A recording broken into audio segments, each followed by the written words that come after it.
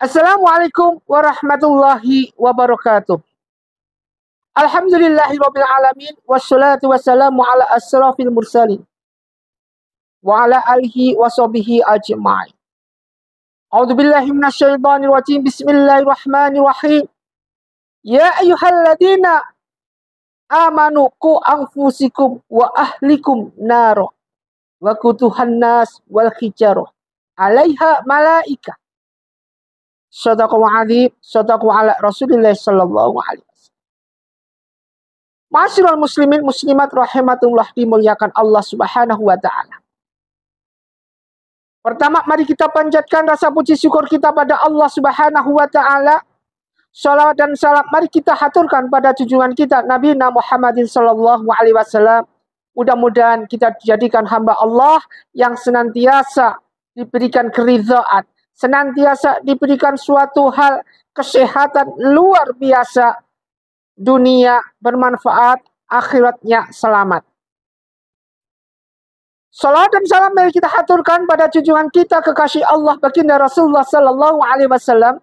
Mudah-mudahan apa yang kita kaji ini senantiasa mendapatkan syafaat dari baginda Rasulullah sallallahu alaihi wasallam. Innallaha wal malaikatahu yusholluna ala nabi ya ayyuhalladzina amanu shollu alaihi wasallim taslima. Ma'asyiral muslimin muslimat rahimatullah, dimuliakan Allah Subhanahu wa taala. Ada 5 golongan, di mana golongan ini adalah merupakan suatu golongan tentang penduduk api neraka. Jadi penduduk neraka. 5 golongan ini mereka yang mendapatkan azab atau siksa yang paling berat di neraka. Tentunya kita penasaran.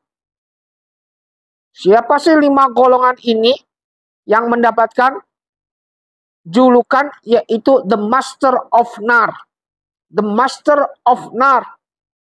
Masternya mereka, tapi masternya bukan master di jannah, tapi di neraka. Waquduhun nasi wal hijarah. Di mana itu nanti bahan bakarnya adalah manusia dan batu. Yang ketika batu itu diinjak, mendidihlah ubun-ubun kita seketika itu. Bagaimana panasnya.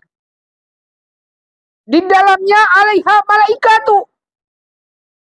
Di dalamnya ada malaikat yang kasar dan keras. Tetapi la ya sunallaha. Tetapi malaikat ini tidak durhaka pada Allah Subhanahu wa taala, senantiasa ma'amarahum, senantiasa menjalankan perintah-perintah Allah. Jadi malaikat di dalam itu, di neraka itu malaikatnya keras, kasar lagi. Nggak peduli, nggak ada sistem family seperti sekarang, nggak ada. Sistem kekeluargaan, dulu kamu sering ibadah, aku kenal sama kamu gini-gini. Nggak ada di sana nanti. Alaiha malaikatu. Malaikat-malaikat yang kasar dan keras, tidak peduli siapa si A si B, disiksa semua sesuai perintah Allah Subhanahu wa taala. Kalau minta keringanan, lu besok kalau di sana disiksa minta keringan, minta sama Allah. Didengerin enggak sama Allah? Agak didengerin. Kecuali antum punya signal. Signalnya apa? Baca sholawat selama di dunia. Berbanyak sholawat. Makanya datangin majelis sholawat. Majelis sholawat kita datangin. Datang terus. Kenapa? Agar kita dibebaskan atau diangkat atau mendapatkan suatu hal signal agar baginda Rasulullah SAW datang mendatangi kita. Bagaimana kedalaman neraka? Tidak bisa dibayangkan. 70.000 tahun baru jatuh ke dalam dasar neraka. Ini 70.000 tahun perjalanan. Coba bisa dibayangin. Waktu akhirat lagi bagaimana dalamnya? Tidak bisa dibayangkan bagaimana kedalaman laut Atlantik dunia ada segininya. Panasnya dunia ada segininya. Maka dari itu penting. 5 golongan itu, orang yang akan mendapatkan siksa paling berat adalah golongan orang yang mempersekutukan Allah atau syirik di hadapan Allah Subhanahu wa taala. Syirik sama Allah. tidak mengakui akan keberadaan Allah. Tidak menyembah selain Allah. Yang nyembahnya ini di luar Allah. Selalu menyembah selain Allah terus. Orang-orang syirik ini tidak akan mendapatkan maghfirah dari siapapun, mendapatkan maghfirah dari Allah, tidak mendapatkan rahmat dari Allah, dan mereka kekal abadi di situ selamanya. Nar jahannam khalidina fiha ya hasbuhum wa la'anahumullah, di dalam itu selamanya. Dan dilaknat oleh Allah, mereka dilaknat oleh Allah. Bagaimana dia minta pertolongan sama Allah, sementara dia tidak menyembah Allah?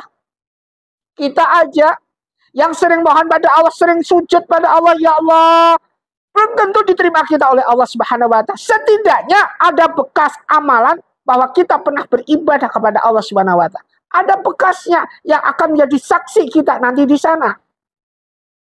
Apa sholat kita akan diterima? Belum tentu. Tapi setidaknya ada bekas bahwa tempat ini pernah kita pakai sujud. Nah, tempat ini nanti jadi saksi. Tempat ini nanti jadi saksi. Semakin banyak tempat, semakin lamanya kita sujud akan jadi saksi, meringankan siksa kita.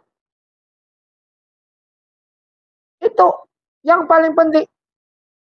Inna surata tanha 'anil fahsya wal munkar. Katanya kita inna surati wa nusuki wa mahyaya wa mati lillahi rabbil alamin. Ikhlas karena Allah. Tapi mana buktinya?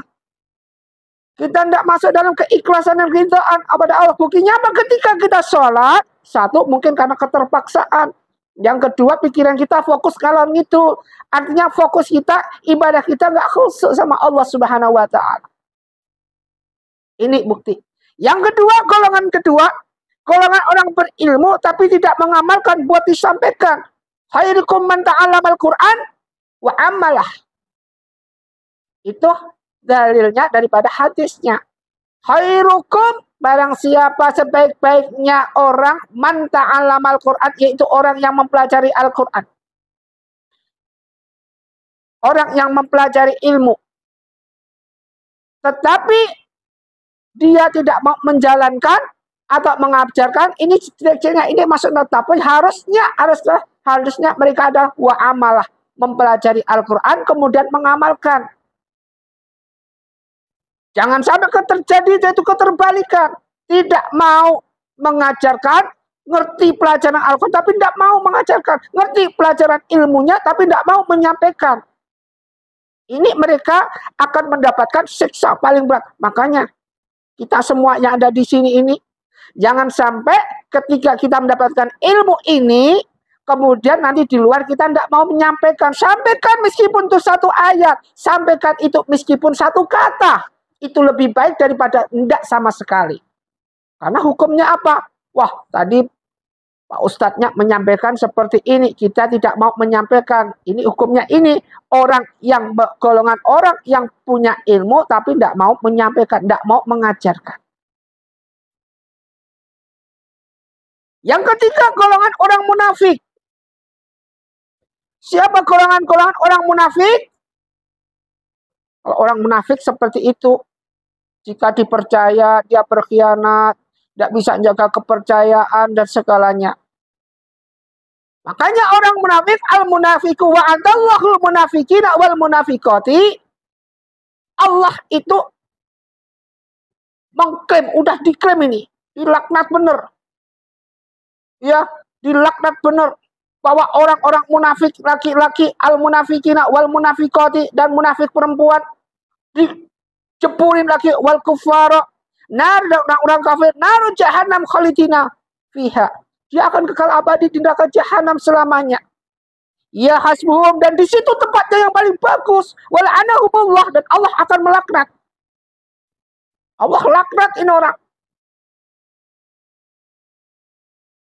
Kalau Allah sudah laknat mereka dan golongan mereka adalah golongan neraka jahanam, bagaimana? Maka mereka ini adalah golongan hamba Allah. Yang ketiga yaitu yang mendapatkan siksa berat di neraka. Makanya kalau sudah kita tahu begini, apa yang kita lakukan? Jalankan, amalkan apa yang kita lakukan. tindak tanduk kita benar atau salah, langkah kita benar apa salah. Mari kita sama-sama berjalan ke jalan kebenaran Allah Subhanahu wa Ta'ala. Mari kita sama-sama jalan sesuai dengan apa yang Allah perintahkan. Nggak usah ngurusin orang lain, urusin diri sendiri belum tentu pecus. Ini penting buat kita amalkan, kemudian buat kita mengerti. Ini yang paling penting. Alangkah baiknya seandainya semua manusia itu ngurusin diri sendiri, tidak pernah ngurusin orang lain. Tentrem hati ini.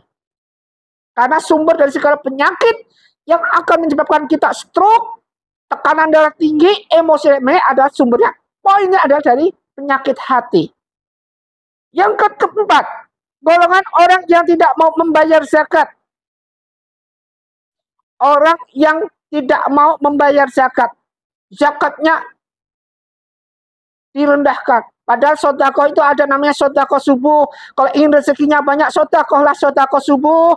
2000 kagak apa. Yang penting ikhlas tiap pagi, istiqomah. Ingat sodako subuh dari sebelum subuh sampai nanti matahari muncul. Ini waktunya di luar itu sodako biasa. Sodako subuh jalan istiqomah. Jumat berkah jalankan istiqomah. Bagus ini. Kalau nggak mau membayar zakat, maka akan terjadi dimasukkan dalam golongan yang keempat adalah orang yang akan menerima azab neraka yang paling berat. Ini. Makanya hadis mengatakan instaldiru rizqa mis-sodakoti. Hendaknya kita itu mencari rezeki dengan cara apa? Mis-sodakoti dengan cara bersodakoh. Sodakoh terus. Semakin banyak sodakoh, semakin banyak rezeki. Rezeki bagaimana? Wa yarzuqu, dan Allah akan memberikan rezeki yang datangnya tidak disangka-sangka.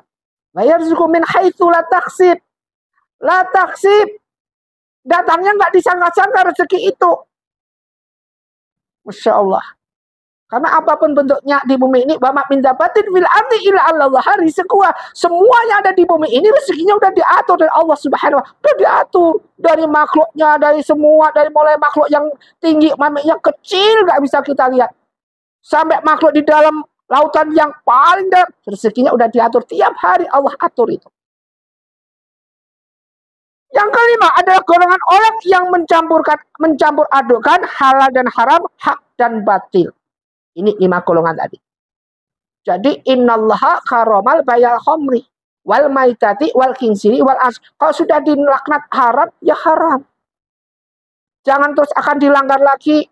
Sekarang saking pinternya orang belajar ilmu bagi apapun terjadi, yang halal dibikin sedemikian rupa supaya lebih halal. Yang haram dibikin menjadi halal. Ini merupakan suatu hal yang harus kita jauhi. Mari kita harus bisa membedakan mana yang hak dan mana yang batil. Wa qal jalaku wa zaqal batil innal batila kana zauqa. Hasbunallah wa ni'mal wakil, ni'ma maula wa ni'man nasyir, wala haula wala quwata illa billahil aliyyil azim. Semoga bermanfaat apa yang kita kaji. Usikum wa nafsi bittaqwallah wa bila taufiq wal hidayah. Wassalamualaikum warahmatullahi wabarakatuh.